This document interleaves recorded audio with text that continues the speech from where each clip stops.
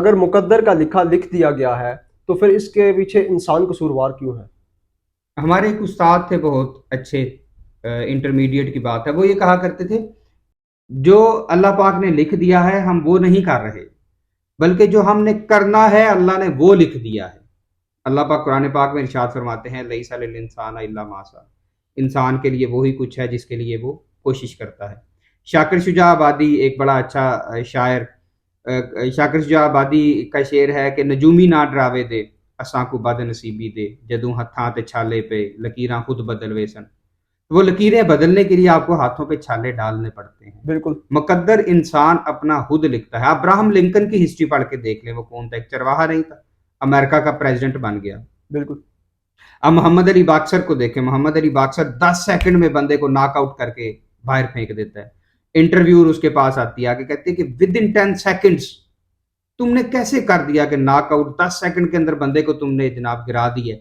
तो वो कहता है कि मोहतरमा ये 10 सेकंड के जो 2 4 पंच थे ना जो मैंने उस बंदे को लगाए हैं, इन 10 सेकंड्स के लिए मैंने पीछे 25 साल की मेहनत की हुई है। बिल्कुल। जब आप 25 साल मेहनत करते हैं तो फिर आपके 2 पंच से बंदा नॉकआउट होता है। माइकल जॉर्डन की हिस्ट्री आपके सामने है। माइकल जॉर्डन कहता है कि मुझे मेरे बाप ने एक दफ़ा एक शर्ट दी, उसने कहा भाई ये शर्ट तुम बेच कर आओ। शर्ट की वैल्यू $2 4 5 से ज़्यादा नहीं थी। कहता मेरे वालिद ने कहा कि you have to sell it for $20। कहता मैं बड़े न्यूयॉर्क के बड़े गरीब घराने से मेरा ताल्लुक था। कहता मैं शर्ट लेके चला गया, कोई बंदा मुझे $5 से ज़्यादा उसकी वैल्यू नहीं था करता। तो कहता मैं रेलवे स्टेशन पे रुका, बस स्टॉप पे रुका, मुख्तलिफ जगहों पे रुक के मैंने कोशिश की कि मैं सेल करूं, लेकिन नहीं सेल होती थी। $20 के बाप ने कहा हुआ था कि तुमने $20 की ही सेल करनी है। कहता जहन में एक आइडिया आया, छुट्टी का टाइम था, मैं वो शर्ट लेके उस शर्ट के ऊपर एक कार्टून बनाया। कहता कार्टून बना के तो मैं एक स्कूल के छोटे बच्चों के स्कूल के बाहर जाके वो शर्ट ओपन करके खड़ा हो गया और मैंने ये आवाज़ लगानी शुरू कर दी कि ये शर्ट $20 की है।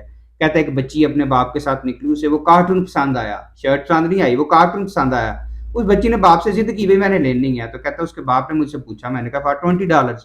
कहता उसने मुझे कहा ये तो $2 से ज्यादा इसकी वैल्यू नहीं है, तुम $20। वो कहता है मैंने उसे कहा कि तुमने नहीं लेनी, तुम जाओ, मैं किसी और को सेल कर दूंगा। कहता है लेकिन बच्ची बजीद थी कि भाई मैंने तो यही शर्ट लेनी है। कहता है बच्ची की जिद की खातिर उसके बाप ने वो $20 की शर्ट मुझसे परचेज की। कहता है मैंने ला के अपने बाप को दिए। कहता है अगले दिन मेरे बाप ने दोबारा मुझे एक शर्ट दी और उसने कहा अब ये तो शर्ट तुमने $50 की बेचनी है, जबकि उस शर्ट की वैल्यू $20 थी। कहता है शर्ट लेके मैं दोबारा चला गया। कहता मैंने बड़ी कोशिश की मैं वो शर्ट कहीं पर सेल कर सकूं, लेकिन मैं नहीं सेल कर सका। वो कहता है कि वो आखिर करते करते सारे दिन की मेहनत के बाद कहीं मेरी वो शर्ट $50 की सेल आउट हो गई। आके अपने बाप को मैंने वो $50 दे दिए। कहता है उसके बाद मेरे बाप ने एक और शर्ट मुझे दी और उस शर्ट की वैल्यू $50 से ज़्यादा नहीं थी। कहता है वो शर्ट मेरे बाप ने कहा कि तुमने $100 की सेल करनी है। कहता मैं लेके मार्केट में चला गया। कहता अब कोई भी मुझसे वो शर्ट $100 की नहीं तो नहीं था लेने वाला। कहता उस वक़्त की एक हीरोइन बहुत बड़ी इसकी अमेरिका की, कहता है कि फ़िल्म एक्ट्रेस थी। कहता उसकी शूटिंग हो रही थी। कहता मेरे दिमाग में एक आइडिया क्लिक किया। कहता मैंने वो शर्ट ली, लपेटी। कहता मैं छोटा बच्चा था। कहता है हजूम में से निकलता हुआ मैं जा उस एक्ट्रेस के पास पहुँचा। मैंने उसे कहा जनाब कि इसके ऊपर मोहतरमा आप मुझे अपना ऑटोग्राफ दें। कहता उस बीबी ने जब उसके ऊपर मुझे ऑटोग्राफ दे दिया फ़िल्म एक्ट्रेस ने, कहता वो ऑटोग्राफ वाली शर्ट लेके मैं न्यूयॉर्क की मार्केट में आके खड़ा हो गया। मैंने कहा जनाब ये शर्ट इसकी बिड स्टार्ट होगी $100 से। कहता वो शर्ट मैं $1000 की बेच कर आया वाह। क्योंकि उसके ऊपर ऑटोग्राफ था। कहता वो जब $1000 ला के मैंने अपने बाप के पास रखे तो मैंने बाप को जब $1000 दिए तो कहता फिर मेरे बाप ने कहा कि तुम्हारा ये ब्रेन जो है ना ये आइडिया से भरा हुआ है। मैं तो गरीब था, मैं गरीब रहा हूं, लेकिन तुम गरीब पैदा जरूर हुए हो, गरीब मरोगे नहीं। तो माइकल जॉर्डन कहता है कि मेरे बाप के मरने के बाद इस वक्त जब ये इंटरव्यू उसका माइकल जॉर्डन का हुआ ऑन एयर, जब माइकल जॉर्डन का ये इंटरव्यू जब ऑन एयर हुआ तो माइकल जॉर्डन कहता है मैं अमीर तरीन प्लेयर्स में से हूँ। और माइकल जॉर्डन दुनिया के अमीर तरीन प्लेयर्स में शुमार होता है आज के दौर में भी। तो ये चीज़ है कि आप बचपन से ही आप कह लें कि अपनी मंजिल का तयन कर लेते हैं। आपके अंदर गट्स क्वालिटीज़ मौजूद होती हैं जिनको आपने यूटिलाइज करना होता है, जिनको आपने जस्ट पॉलिश करना होता है। कुदरत ने आपके दिमाग में वो रख दी होती हैं। इसी तरह बहुत सारी ऐसी एग्जांपल्स मौजूद हैं। पिकासो की एग्जांपल आप ले लें। पिकासो के पास एक डिफरेंट स्टोरीज हैं। कहते हैं जी एक भिखारी आया, उसने कहा मुझे तुम कुछ दो। तो कहता है कि मेरे पास, उसके पास कुछ भी नहीं था। उसने एक पेज पेन लिया, 10 सेकंड में एक वो पिक्चर ड्रा की, उसे दी। उसने कहा जाओ बेचो, 1 मिलियन की ये बिकेगी। बेचा तो 1 मिलियन उसने बेची नहीं, वापस आ गया। उसने कहा भाई 10 सेकंड में बनाई हुई तस्वीर $10 लाख की कैसे बिक सकती है, मुझे भी सिखाओ, मैंने भी सीखनी है। तो कहते हैं कि उसने पिकासो ने उसने कहा ये जो 10 सेकंड में मैंने तुम्हें पिक्चर ड्रा करके दी है ना, ये 10 साल की तस्वीर के लिए मुझे 30 साल की मेहनत लगी है। बिल्कुल। तो कंसिस्टेंसी जरूरी है।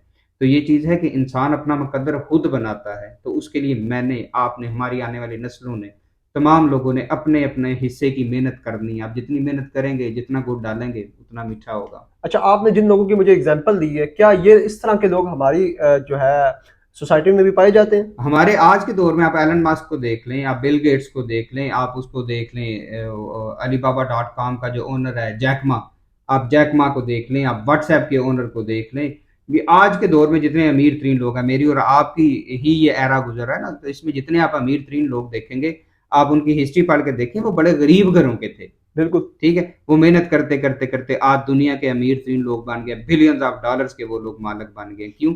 उन्होंने ये नहीं कहा भाई हम गरीब घर में पैदा हो गए हैं, या बिल गेट्स ग्रेजुएशन में फेल हो गया है, या वो जैक मा को उसमें से मैकडोनल्ड से निकाल दिया गया, केएफसी से निकाल दिया गया, पुलिस में से निकाल दिया गया, हर जगह से रिजेक्ट होता गया। ये नहीं देखा कि हम भाई फेल फेल फेल फेल हो रहे हैं। वो हर फेलियर से इंसान सीखता है। कंसिस्टेंसी जरूरी है। जो बंदा कंसिस्टेंट नहीं होता, वो अगर गरीब पैदा हुआ तो गरीब ही मर जाता है। बिल्कुल। कंसिस्टेंसी जरूरी है। बेहतरी की तरफ कंसिस्टेंटली आपकी एफर्ट्स होनी चाहिए, तो आपके नसीब ऑटोमेटिकली बदलते हैं। ये कहना चाह रहा हूँ कि हमारे कंट्री में, पाकिस्तान में, क्या इस तरह के लोग मौजूद हैं?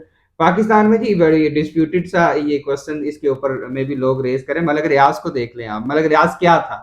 मलक रियाज कहता है कि मेरी बेटी बीमार होगी तो मैं, मेरे पास रिक्शे वाले को देने के लिए किराया नहीं था, तो कहता है कि मैंने घर में जो हमाम होते हैं हाथ धोने के लिए, कहता है कि मैं उस रिक्शे वाले को मैंने कहा भाई मुझे लेकर चलो, मैं दवाई लेके दूं अपनी बेटी को, मैं वापस आके ये हमाम सेल करके तो तुम्हें किराया दे दूं। वो कहता है मैंने घर का हमाम सेल किया था हाथ धोने वाला, ठीक है, अच्छा। तो फिर मैं अपनी बेटी की दवाई लेने के काबिल हुआ था। वो दर बदर वो गलियों में सोने वाला बंदा था। आज आप देख ले उसकी जब आपके मीडिया पे जब बात होती है तो कोई बंदा मलक रियाज का नाम लेते हुए, लोग वजीर आजम का नाम लेके लोग एलिगेशन लगा देते हैं। ऐसी बात मलक है। रियाज का नाम लेते हुए लोग क्या करते हैं, कहते हैं जनाब वो एक बिजनेस टाइकॉन कहते हैं उसको।